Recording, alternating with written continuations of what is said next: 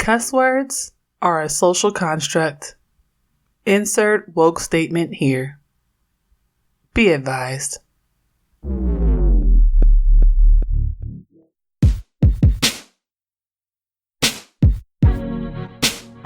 Hey y'all, I'm Jenn.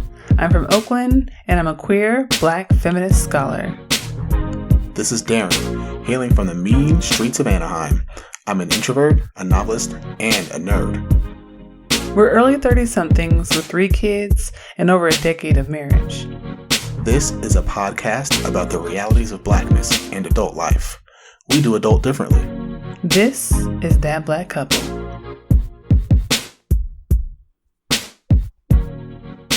Greetings. This is episode 22 of That Black Couple. This is Jenn. This is Daren. Sit your ass down. What you want to drink, baby? What you want them to drink? Ooh. Well, we just had a brunch and we had, some beverages. So I think a nice mimosa would fit for today. Mimosas? Yeah, cool you out, calm you down. I guess, girl. Open your mind a little bit. I guess, girl. So this is episode 22. So we're talking about millennials and interracial dating today. And we told y'all at the end of last year that we were going to do something different. And this is a time that we actually are doing something different.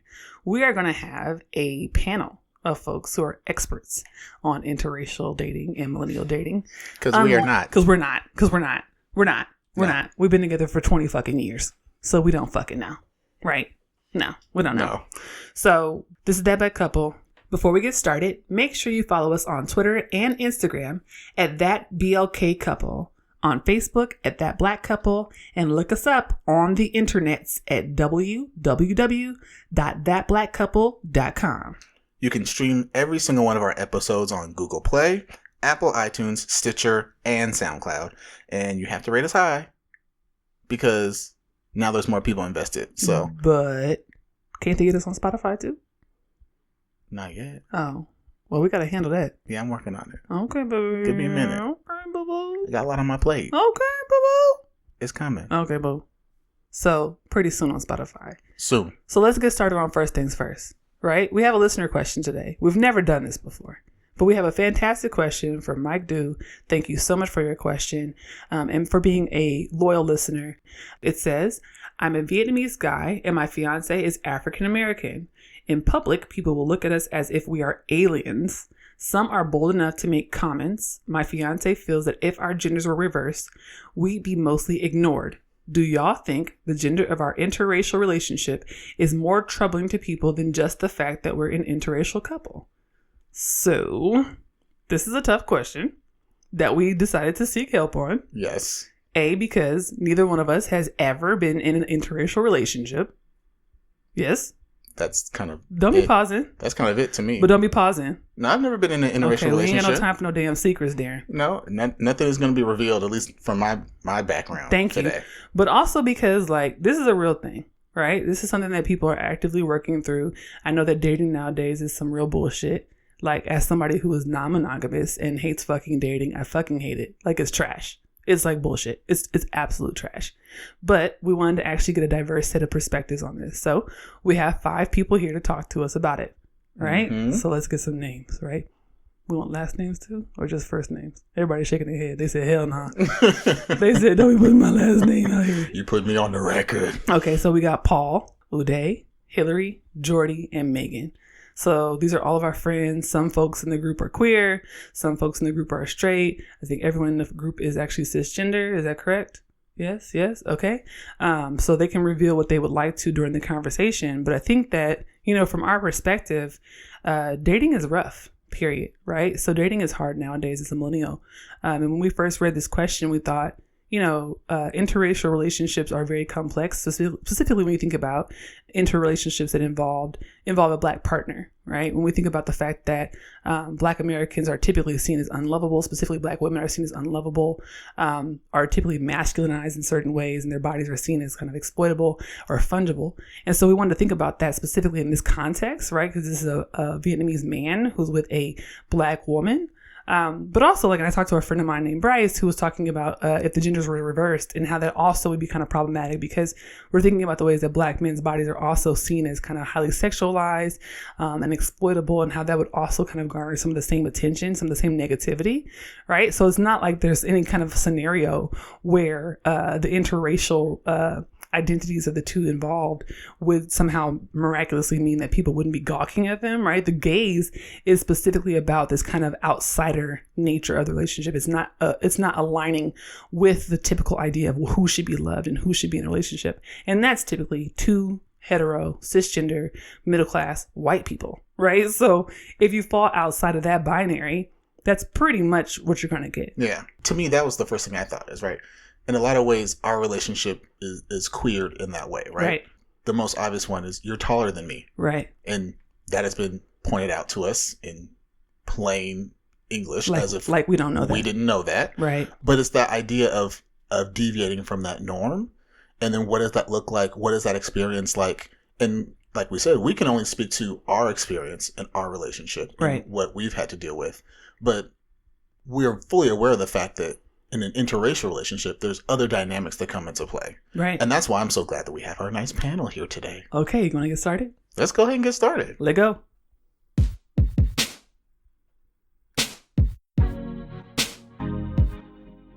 Thank you for listening. We are the proud founders of watercoolerconvos.com, a platform at the intersections of Blackness, culture, and adulting. We started that Black couple to dive deeper into the issues facing young Black millennial folks navigating the anti-Black, anti-queer, white supremacist world today. This podcast is supported by donations and patronage of our listeners and readers of our blog. You should head over there and check out some of the content when you get a chance. If you would like to become a monthly subscriber or patron and help fund our content, sign up at www.patreon.com/watercoolerconvos. Patreon is spelled Patreon.com. Please consider giving $5 or $10 per month to help us build our platform and grow our organization. We really want to hire new writers and social media people, y'all, but we can't do that without your help. You can also give a one-time donation at www.paypal.me/watercoolerconvos. All donations are welcome. You can stream the show on Google Play, Apple iTunes, Stitcher, and SoundCloud. When you listen, please consider hitting that heart button, sharing an episode, giving us a 5-star rating, and leaving some dope-ass comments. This helps us with our page views and also gives us more listeners for the show. Thank you so much. Let's get back to the show.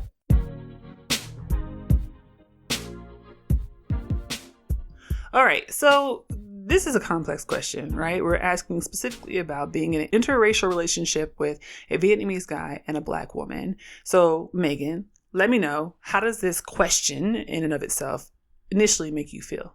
I'm a little saddened by it, but I don't expect anything else in the world. It's kind of par for the course at this point, which is really sad. But I feel bad that they have to even ask a question like this in 2019. Because, like, should it matter? I know we all study race, and that's important. But I think that love shouldn't be racialized. But I do understand that there are power dynamics there. So I wonder, what does it mean for him to ask the question, and then also, like, how she feels about it or how they feel about it? Because does she feel any kind of, like, cultural things that she has to understand? Does she feel like there are points in the relationship where she can't go any further because of these interracial things? And I think those are very real. They suck. So it makes me sad. I'm actually really sad about it. But I do understand it because I have a very similar thing. All right, Paul, do you have any thoughts on this? Well, since all of us here at the table are people of color, when I hear a question like that, I have to pause, and I know just from my white colleagues and friends what their thoughts might be upon hearing a question like this. But the thought that always comes to my mind when I hear interracial relationships brought up is what gets said or what's thought by people, those of us of color, when we see those relationships and stuff. I think it's very easy for us to go and, that rejection or those issues that's taken up by white people. We don't have those kind of judgments. We're past all this stuff. But if I'm going to be honest, the most problematic statements I've heard about interracial relationships have come from people of color that I've seen or hung around, especially listening to Megan bringing up how this is sad. Well, I wonder, okay, what are we as people of color willing to do to try to push past the situation so we don't have to keep endorsing this sadness or, sustaining it? But that's the reaction or thought I have to it. Interesting. So I want to know more about this specifically because, I mean, we have folks at the table who are in interracial relationships, and like the sentiment in the question is, you know, we go outside and people are looking at us and treating us like we're aliens.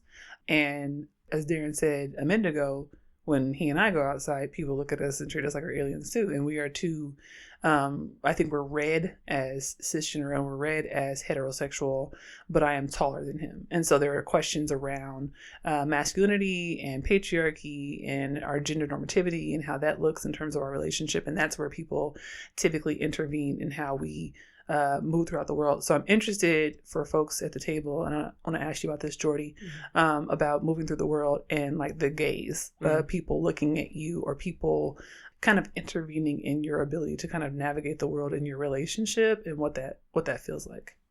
Yeah, so just to immediately sort of respond to the question, we know from research that Asian men and Black women are among the least selected on dating apps and websites.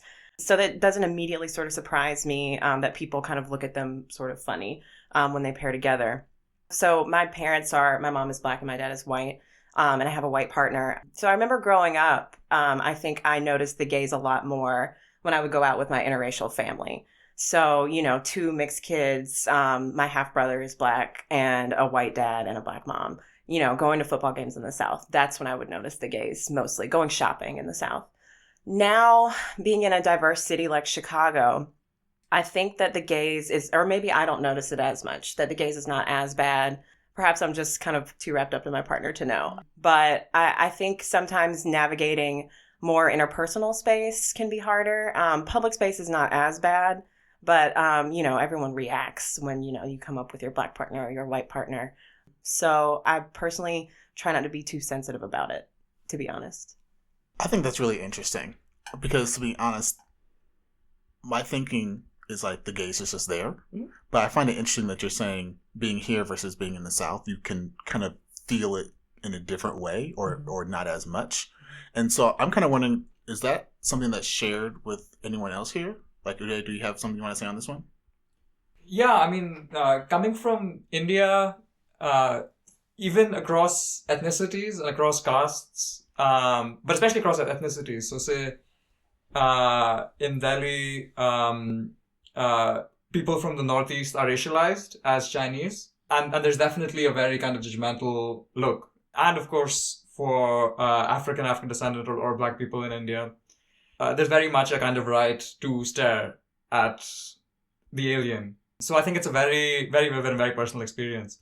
Personally, my own most vivid memory of this was when I was with a white woman in Paris, and she kept pointing out to me how everyone was staring at us. And again, I think similar to Jody, I think I was just too wrapped up in our conversation to pay attention to what other people were doing. But once she pointed that out, I started seeing it all over. And this was kind of walking in central Paris, a brown man with a white woman, and kind of all of the white Parisians being like, what's going on here? So I think it definitely varies a lot by context. That's so interesting. So I'm very intrigued by this. And this is like, you know, like not trying to be a voyeur as someone like who hasn't been in an interracial relationship, because I'm not opposed to it at all. Like, I fucks with all people. Like, you know, I fucks with that shit. But I think for me, like, hearing about like the staring is very interesting, specifically around like to Jordy's point about Black women and Asian men being the least selected on dating apps. And so in the listener question, having this be the kind of coupling scenario that we're talking about. And the reason why it's interesting to me is because I guess to some degree it's like you're going to be stared at, right? A lot of us as folks of color in predominantly white areas get stared at. We get stared at for just kind of walking down the street, going to the movies, breathing outside, we get stared at. And so then, you know, when you're coupled with someone who also is going to be the person who typically is stared at in those scenarios, it's like, How do you navigate that, right? Like, how do you navigate a scenario where both of you are the people who typically have to deal with the gaze, who typically are seen as the outsider, who typically are seen as the other? And how do you then deal with navigating the social world around you without developing some sort of resentment or some form of, I don't know, kind of animosity toward folks that you have to interact with, or even internalizing that and turning it inward towards your relationship, maybe feeling as though your relationship is not valid or in some way is not substantial enough, and that other people haven't approved of it, or even if that, you know, translates to folks in your family. I think it's different if it's like people who are staring at you, who are strangers on the street, like who gives a shit really?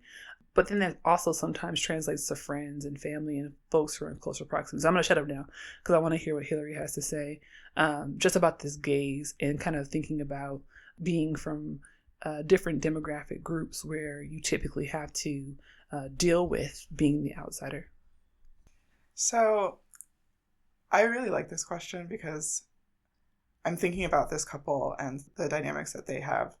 And I'm Black, my partner is Chinese. And so we have a similar, like, Black Blasian, if you will, dynamic that people exotify a lot. And I think maybe because of the fact that we're both women, we don't just get stared at, but people approach us often. We've had many people feel free to come up to us and say, wow, like, you guys are so beautiful, or you're such a beautiful couple, or like just variations on that theme. We had a guy, we were like taking pictures in a park. We had a guy come up to us and offer to take the pictures for us because he was so fascinated by like seeing the two of us together. So we have that. And then we have like a different cultural thing, which is like when we're in like racialized spaces. So like if we're in like a Chinatown or something, like I might get looked at strangely because I'm not expected to be there. And then when we're in, let's say like with my Black family, my Black American family, lots of questions about like, what is China like? Or what? Or my uncle saying that he had like Japanese friends at some point, and my partner having to explain that Japan and China are just not the same place. So we've had a lot of that, and I don't know how to say how that works like in the internal part of our relationship, but I think we're just aware at this point that like as soon as we step out the door, people are going to be looking at us. People are going to feel free to talk to us and make comments on whatever they think our relationship is. Jeez. This is very interesting because, to be honest, there's a lot of stuff that's coming out that I did not expect to hear. More so because I think you and I can probably relate in a lot of ways to what is being said. Right. So, like, Uday was talking about being in Paris, and so was Jordy, and talking about how she didn't notice people staring, but then their partners were like, hey, people are looking at us. Right. I completely identified with that because, you know, I'm a Black man. You know, people look at Black men and for whatever reason. Right. But the gaze that I got being with you initially was a very different experience to me. Yeah. To where you didn't really notice it at first. Yeah. But I did because it was a different level.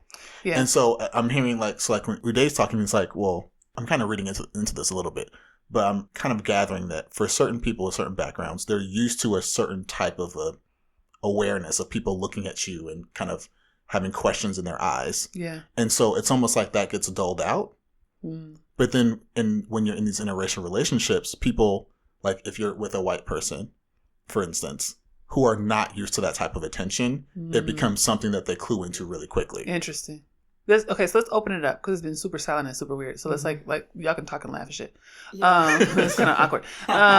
So I think that what you just said is really profound and really important. And I want to I see a two finger. Okay, so let's okay. We got some questions. Okay, so let me. I'm gonna add to what you just said, and then we're gonna just let people talk. I think what you said is really important because I think to your point about us getting together, the reason why I tuned a lot of the stares and the gaze out was because I'm 6'4".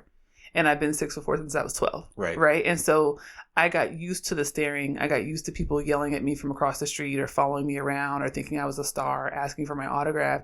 And so that became the norm for me. That became par for the course. And so when we got together and people would stare, I was like, whatever the fuck, right? Because it's like, that was my daily life. Well, I mean, we made a whole joke out of it. Yeah, it was we would like, go outside and say, let's count how let's count people stare. You know? Or I would turn my back and you would look over my shoulder and say, look, they're staring, they're staring, they're staring, they're staring, right? And so it was a thing that we would do because it was fucking funny, right? But like, I think to your point, when it's people in a relationship who typically are not used to maybe navigating different social spheres or different social spaces where they're not typically seen as the other or not typically outside of the space where other people look like them or act like them or talk like them, it's going to be very foreign. And so that could be more disconcerting. It could draw more attention. It could be something that's harder. So I see the fingers. So let's just open it up. I hadn't noticed the staring, but if Mike was here, he would probably say that he notices like when people come up to him or look at me or us together, or people are like, oh, you guys are so cute, which is not a terrible thing, but it's like you're more visible in a strange way. And I want to admit too that I stare sometimes when I see interracial couples. I think there's a curiosity that people have about, you know, how did these two people from different backgrounds sort of get together? And I don't think that it's necessarily wrong. I think when you start to kind of evade space and when you start to come up to people and demand their sort of story, that's when it starts to get really problematic, like Hillary was talking about. I think that sometimes the stares can be disconcerting because it's a safety issue. And so I have to admit, when I first moved to Chicago, I definitely had to figure out what spaces were safe for my partner and I, who's Mexican. And I have to keep my head on a swivel if I'm like being honest, because you never know. Even in South Central, you really have to keep your eye on a swivel. Or if you're going to like the southern parts of the city, where I don't know if it's because it's a same gender relationship or it's because it's a Black and a Mexican relationship, but the stares can sometimes be stressful because you don't know. That's a good point. Yeah. It's really about like safety. And I remember I was at a restaurant in Hyde Park where someone was, I'm like very loving and touchy feely, and I'm a little over the top sometimes, but the waitress continued to come up to us and say, you know, thank you for being so like in love and like keep the love going. And I was like, thanks. You're welcome. Like, cool. Like you accept my relationship. Like, this isn't like, why did you feel the need to say that? Do you have to say that to other people? Right. And so it was positive there, but I know there are places in South Central that I wouldn't go to because I don't know if it's safe. I don't know if people think that we should be together. And so I don't want to put either of us in that relationship, in that situation. So. Yeah, and I wanted to add to Jody and Megan's points that I think the experience of being stared at is very gendered, as Daren was saying. That in India, at least, as a man, the whole kind of grammar of public space is structured such that men stare at women no matter what, no matter their race, no matter their ethnicity. Already there you have a heightened experience of danger on public transport or in public spaces for women. For me to kind of learn, say, feeling othered in Paris or in the UK or in the US and Chicago, and again, Chicago, it's very gendered. I might get looked at, but not in a kind of intimidated or kind of looked up and down or kind of scoped out, right? The way men look at women. And I think that very much affects how much I experience this as kind of a burden when I'm in a relationship or when I'm dating someone, because I don't feel that sense of danger as much. Okay, so there's other part of the question that I wanted to clue into that I don't think we spent a lot of time on, where he asks if our genders were swapped, people would ignore us, right? Because as we're all talking, it sounds like we're saying like, no, like if you're in an interracial relationship, people are gonna like stare at you, period. But what his question implies is that somehow it being a Black man and an Asian woman, a Vietnamese woman in particular, that would change the dynamics of the gaze. And that's interesting and complex, right? Because it's saying several things. First, it's saying like people would not be very awestruck or impressed or moved by a Black man being with a Vietnamese woman first, and conversely, a Vietnamese woman being with a Black man. And if those two groups of folks ended up coupling together, it'd be like the sky being blue and the wind blowing, right? And I don't think I agree with that, right? I think to some degree we're still not fully accounting for the fact that like Vietnamese women, Asian women in general are exoticized in very particular ways and fetishized in very particular ways, just like Black women are fetishized and exoticized, just like most women of color are exoticized and fetishized. And so the stares happen because they're not aligning with a kind of dominant European ideal of what women should look like and how they should comport themselves and how their bodies should look and what attraction should be between a heteronormative kind of gender rolling, like normative relationship. And so I understand the premise of that part of the question, but I'm like, nah. I think in particular, my response to that is about the gender dynamics, the racialized gender dynamics, and like Black men being seen as these like quote unquote super predators, if that's what we want to call them, and then Asian women being seen as like hyper docile and submissive, and like what those two extremes together would do in terms of, I could imagine the Vietnamese woman being asked if she was okay, if she's safe, and people being wary about like whether she's there by her own choice, and that being like a significant part of their relationship that they would have to deal with. I have had an experience, and I can't believe this didn't kind of immediately come to mind, when I was in Miami with my ex, who was half white, half Indian, and sort of read as maybe Hispanic, maybe white passing. When we were walking together, and some men kind of came up behind us, and one was like loudly sort of like, I should be with her. Yeah. And so, and there was also, I think, an experience we had in New York. A man said to him, like, I'll kill you, or something to that effect, right? Or something violent, something threatening.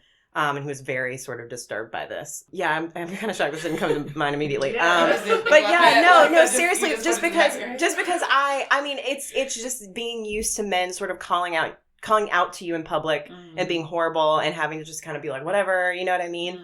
And not thinking anything sort of it, but that direct sort of threat because you're perhaps with a Black woman, you know what I mean? And so I don't know if that's what this guy is experiencing, and I don't know really kind of what to say about it. You know what I'm saying? Other than, you know, you just have to fucking brush it off. You know what I'm saying? Because they can't do anything to you. They can. I mean, they can. You're right. Maybe, I don't know why I'm sort of, I don't know. I just feel like if you're going into this territory, you have to be able to deal. And I feel that the world should be different, right? Does that make sense? Is that bad? Why is it a territory? Because it's the world we live in. You know what I'm saying? Like, you know, it's just the reality. You have to not date people. That is not what I'm saying. That's not what I'm saying. But clearly. I know, clearly, right? It's not what I'm saying, but I just feel like there are so many like worse problems with racism. And that was pretty bad, huh? Maybe cut out the second half of this. I think though that was like a disturbed person who was just like hanging outside. You know what I'm saying? Like, but the first one's pretty bad too, huh? Yeah.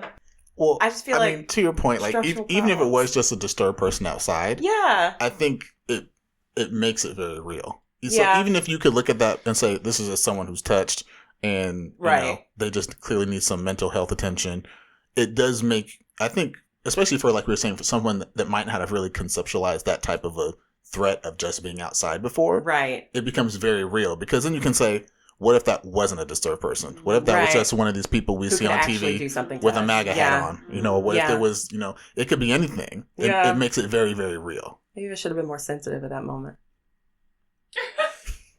I don't know. Well, once again, not a person who's been in an interracial relationship, but I don't know if that necessarily means that you should have been more sensitive. And I think we've talked about this before, especially on the podcast, where being Black in America is like trial by fire. Right. You're born into this world, right, and you jump in, and you just got to figure the shit out. Right. And so I almost kind of feel like hearing about that experience, it's like, this is real. we still gotta live. Right. So now you just gotta figure this shit out and keep moving. Right. If this is not something that works for you, then clearly this relationship's not gonna work for you because I can't change that. Yeah. But it's a very real thing that people have to contend with. Like, it's not, we don't live in a fantasy world. Like, you have to really come to grips with what it does mean by the people that you choose to be with. Yeah. But it means so much, right? Like, you can cut yourself off from a whole slew of people if you don't do that. But why do you have to feel like there's always some kind of, I don't know, battle to walk out on the street, right? There are so many people that you can love that don't fit into the norm of what you would be expected to love because of the way that society trains you to look at people. So like, why do we just have to deal with it instead of like changing what people are saying or changing what people are thinking or doing? And I say this as someone who, when I was growing up, I remember telling my little brother, like, I really want you to date a Black woman, right? Because I know what it means. Because I know what it means to be overlooked by so many people. And now I have to go back and like undo so much damage that I did to this young man. Okay, so I'm gonna try to. I know he was waiting. Oh wait, and Paul too. So I want to make sure. So this is interesting because now we're also getting into the dynamics of Black folks dating one another, and like, I think you bring up a good point, Megan. Dating a Black woman and encouraging your brother to do so. There's a lot of debate about whether or not Black folks should date only Black folk and marry only Black folk and have children with only Black folk, or start families with only Black folk. And yeah, I struggle with that, right? So clearly I did that, and yeah, always intended to. But like I said, I fucks with interracial dating. I don't have a problem with interracial dating. I don't have an issue with it.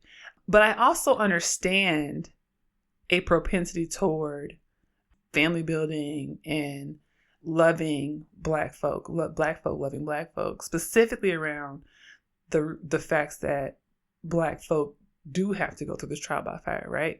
The fact that Black folk are beat down in very particular ways by the world. And anyone who's ever heard me talk about this will know that I've always said, like, it's really important to me when I see Black folk together. It is heartening for me because it's just so fucking hard. Not due to the gays, but also due to the intergenerational trauma and the shit that we just carry around in our bones. And so for me, this is a twofold conversation, right? So we're talking simultaneously about Black folk loving Black folk and what that looks like and how difficult that can be at times and how important it is for Black folk to love on Black folk. Now, that doesn't have to be romantic, right? That can be platonic as well. There are many ways that we can have loving relationships with other Black folk, right? But we're also talking about the dangers, the risks, and the complexities of Black folk loving other folk outside of the Black diaspora, or who don't phenotypically look like they are within the Black diaspora, and what that looks like. And so I think that those conversations are similar, but they have to kind of be separate from one another, just because of the kind of, there's just so much shit wrapped up in both.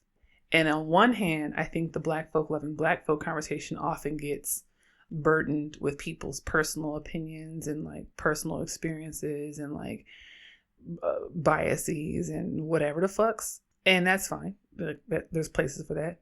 But I think that when we're talking about interracial dating, we're really talking about gays, right? We're talking about gays, but we are also talking about, and this is something I think y'all should speak to, we're also talking about this cultural difference as well, which I can't speak to and don't actually understand. We are talking about that, we're talking about in this question that we got a Vietnamese man and a Black woman. And there's cultural differences there. There are things that this Black woman, who we don't know her, but based on if she's phenotypically read as Black, especially if phenotypically read as a dark-skinned Black woman, there are things that she may encounter that he will not have any type of understanding or experience with at all whatsoever. There are things that him as a Vietnamese man that he may encounter that she will have no understanding at all. I can say that in total confidence. I can say that in total confidence. And so I'm also thinking about things like that as well, and how we can think about that in this conversation, which I don't think we've talked about. You want to go ahead, Paul? Okay, well, this is stuff I think about a lot, just tying to my research, and then also just my background. I've been in predominantly white spaces since I was born. It's just a fact. And I remember growing up young, and one of the first conversations I had with my mother was, why can't black people marry white people? And I remember feeling ashamed for asking that question, because there my mother was, this beautiful black woman. And it wasn't to say that I was rejecting black women, but there were only 3 black women in my entire grade, and they were sisters and of sorts to me. It wasn't a rejection in this. And I remember later getting older, no one had similar interests to me. I didn't know what the hell most of these people were talking about with references to contemporary black culture, because I was stuck in the car listening to the Four Tops and the Temptations and stuff like this. I get older, I have numerous conversations with certain individuals who are hardlined on the opinion that they're against interracial relationships. And I remember asking one of them, okay, I have epilepsy.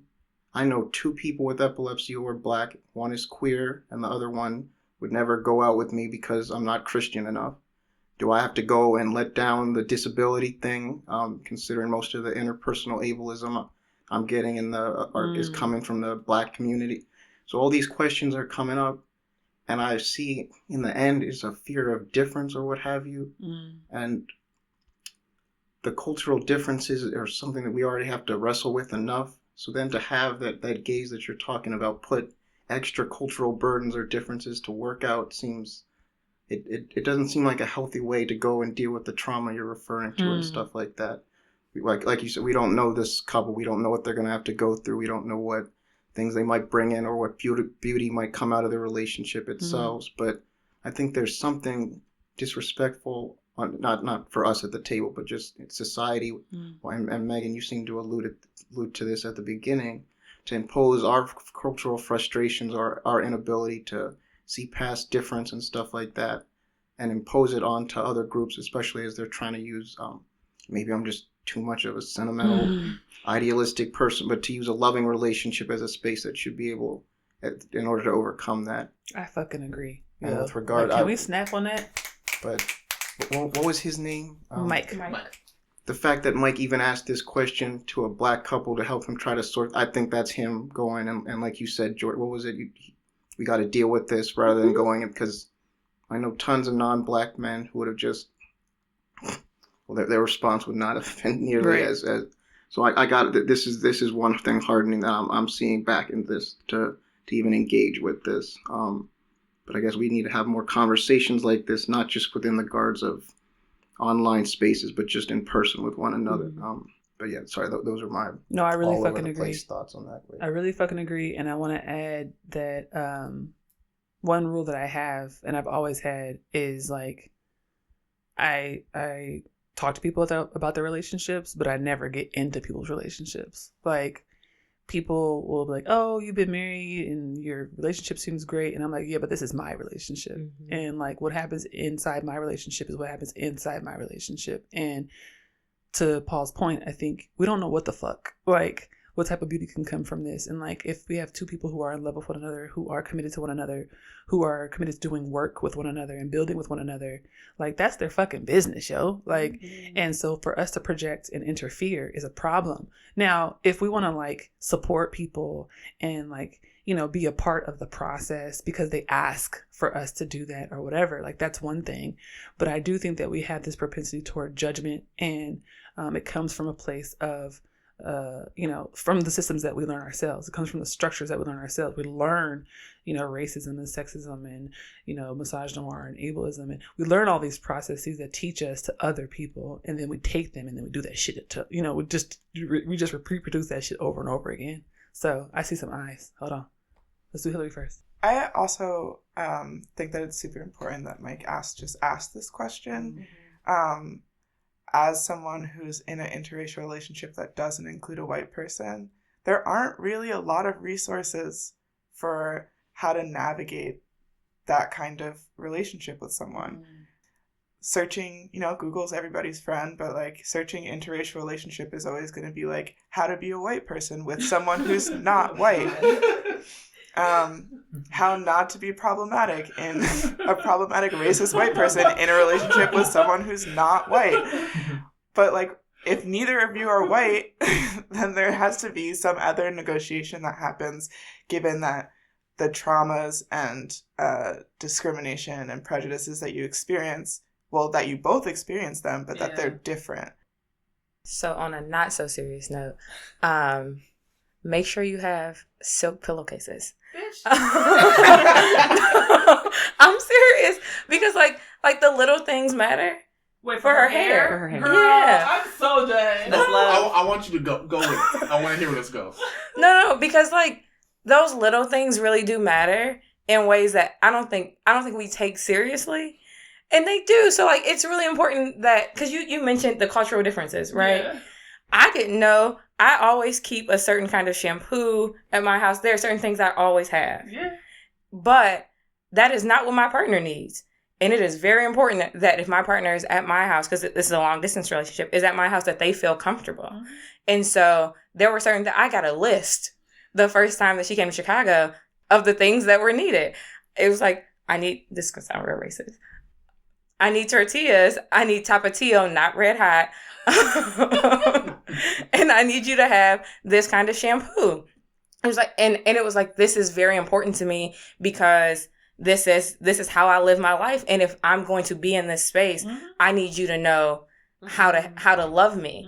And those were like the acts of service that were necessary, right? Or to make sure, for me, it's like, I need to make sure that nothing you have has coconut oil in it, because that will just destroy my I will just die. And so like entire regiments had to change. And so, and for a lot of people, that is a major thing. So I know it's funny, these little things, but if you have cotton pillowcases, I can't come to your house because my hair will break. Or I remember I used to date a guy who was like, hated the fact that women curled their hair at night. And it was a whole thing. And so I would get my hair done and couldn't go over there. And it was like, well, I mean, I guess I can't come to your house. But then I dated another person that had satin pillowcases. And I was like, yes, thank you. It's like, and then we went to sleep and he was like, do you need to wrap your hair?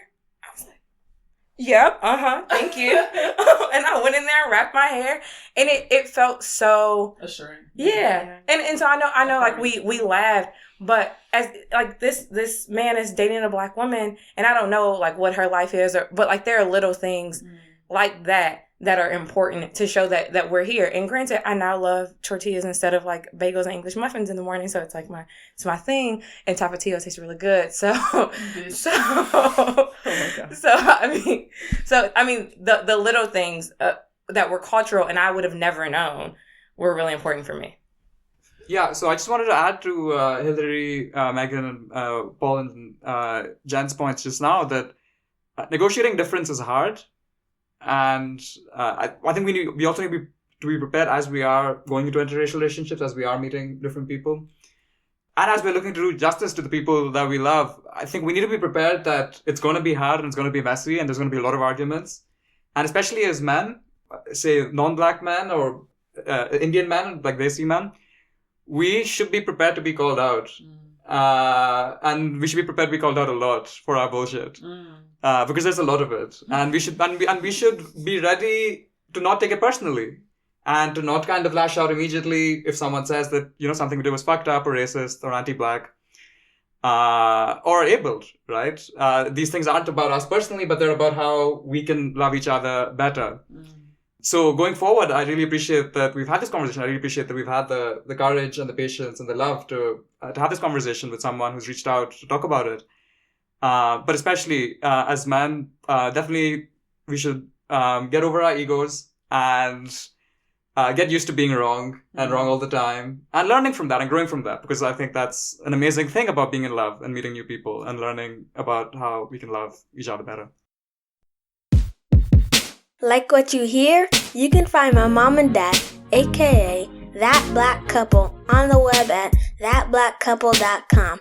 You can find them on Facebook at That Black Couple, and you can find them on Instagram and Twitter at That BLK Couple. If you have questions or comments about the show, email them at thatblkcouple@gmail.com. Thank you for listening.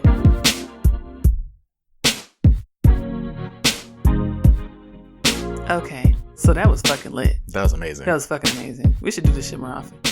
I'm down. Okay, so this is the reflection, and I don't have shit to reflect. You got anything to reflect on?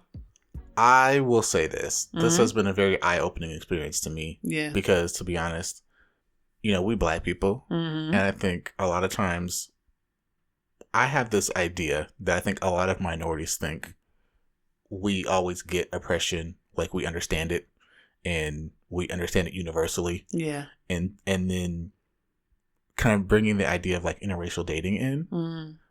I've always kind of seen it as, like, we talk about relationships to power a lot. Yeah. And so when I think about interracial relationships, I always think, oh, if there's a white person involved, it's like, oh, well, fuck that white person. They just got to figure the shit out. If there's any hardship, it's like, too bad, suck it up, you know. And then if there's not a white person involved, I always felt like, there's a culture clash, but I've always felt like, well, there is that commonality of some type of oppression or some type of othering. Mutual acknowledged oppression. Exactly. Yeah. And so, like, I've always, I'm like, oh, I get it. Yeah. Right? Yeah. But I think this has really given, at least me personally, a lot of different dimension in Yeah. understanding how people operate within interracial relationships, Yeah. how people feel within those relationships, and what they have to deal with looking outside of their relationship. Absolutely. And I think also, like, for people who believe in non-monogamy, like, this is also interesting. We always talk about our bracketed relationships. So the bracket's on you and the parenthesis is on me. So, like, I'm actively, like, low-key kind of dating. And we'll have to do an episode on what that looks like, because people are like, what the fuck are y'all talking about? It's coming. It's coming. Maybe next episode. It's in the plan. It's in the plan. But I think also, like, as someone who is also now, like, embarking on dating and considering what it might be like to be dating someone who is not Black for the first time in my life, this is also a learning experience for me, right? And so, I have to unlearn a lot of shit. I think, to Megan's point, I have to unlearn things that I was taught growing up. I was taught, like, oh, you speak proper, you'll probably marry a white man, right? And then I brought you home, and they're like, close enough. I mean, shit. I was raised, upper middle class, well to do, and then said, go find you a light skinned debutante woman, aka with long hair, and what you to brought keep home on your arm. and what you do. I brought bring home a radical ass 6'4" basketball playing, tatted, big booty, tatted up, pierced ass Oakland bitch. What was you doing? That was not following directions. You had one job, Daren. You had one job. One job, and look what you did. But unfortunately, it's my life. Unfortunately, nigga. And so, but I mean, I think that gets to what we're talking about Bitch, today. don't go back to unfortunately. Unfortunately. No, bitch. No, I mean, unfortunately for them. Fortunately for you. Yeah, fortunately you for welcome. me. Unfortunately for them. Oh. They were the ones impressing that upon me. And unfortunately for them, You're welcome. It's my life. You're welcome to everybody. And I have made my life beautiful. And I have made your life beautiful. And amazing. And gorgeous and amazing. And you upgraded me, like Beyonce said. Let me upgrade you. But I think it gets to, like, these interracial relationships as well. It's like, everyone lives their own life, and they're going to find people that work for them, whether it's within their own race, whether it's within the same gender or whatever it is. They're going to find what works for them. Right. And as you said, it's like, that's someone else's relationship. That's your business. It has no place for me in it. Absolutely. And I am adamant about folks have to figure out what love looks like for them. It comes in many different forms. Romance comes in many different forms. Platonic relationships come in many different forms. I hope to fuck most of my friends, to be honest, because they're fucking fine. So, like, that's how I tend to do shit. And that's how a lot of people don't tend to do shit. That's their business, right?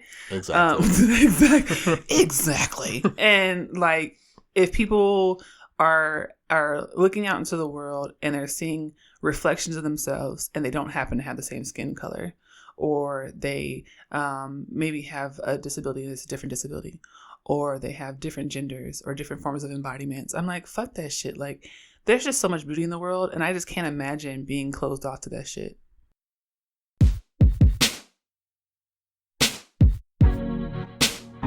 Thank y'all for listening. Before you go, make sure you follow us on Twitter and Instagram at ThatBLKCouple, on Facebook at That Black Couple, and look us up on the internets at www.thatblackcouple.com. Bye.